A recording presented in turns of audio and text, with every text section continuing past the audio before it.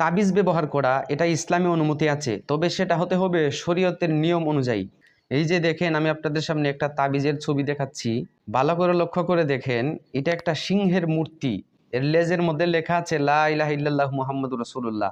তার পেটে, মাথায়, বিভিন্ন জায়গায় হাদিসের বাণী এবং কোরআনের নকশা লেখা। আচ্ছা, একটা মূর্তির সাথে লা ইলাহা ইল্লাল্লাহু মুহাম্মাদুর রাসূলুল্লাহ লেখা, কোরআনের আয়াতের নকশা লেখা, এটা কি অন্যায় নয়?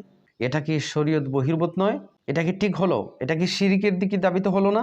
এটা তো সবের পরিবর্তে গুনাহ হবে। এটা তো কল্যাণ আসার পরিবর্তে অকল্যাণ হবে। অথচ এটাকে আমরা বরকত মনে করে ঘরের মধ্যে, দোকানের মধ্যে টাঙ্গাই দিতেছি। আর এগুলো তাবিজ যারা বানায় বেশিরভাগ ক্ষেত্রেই তারা ধর্মীয় কোনো পণ্ডিত নয়। কাজেই সাধারণ মানুষদেরকে বলি, এই ধরনের তাবিজ কখনো কিনবেন না। আর যারা বানায় তাদেরকেও সতর্ক করছি যে ইসলামকে ভয় করো, আল্লাহ তাআলাকে ভয় করো। কোরআনের নকশা মূর্তির সাথে কেন লাগাই লাগবা? এটা শরীয়তে নিষিদ্ধ।